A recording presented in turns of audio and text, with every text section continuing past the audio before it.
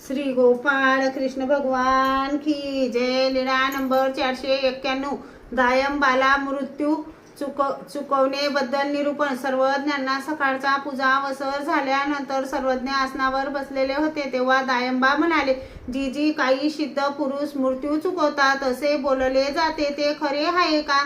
सर्वज्ञ म्हणाले, असं घडू शकते तो हो भोजे, मृत्यू चुकवता येतो अशी एक साधना आहे। जी ती कशी आहे? सर्वज्ञ म्हणाले, देह सोडतो वेळी आत्मा एका स्थानी लपवतात। देही देहातून जीवात्मा काढायला आल्यावर सिद्धी देणारी देवता उंच असल्यामुळे तिने दिलेली सिद्धी पूर्ण करण्यासाठी ती खालील जी देहाभिमानी देवता तिचा मळ आपल्या सामर्थ्याने आस्वादून देते त्यामुळे काळ येतो म्हणजे देहाभिमानी देवता येते तेव्हा लपलेला आत्मा तिला दिसत नाही म्हणून ती निघून जाते, मग आत्मा त्या स्थानातून काढतात।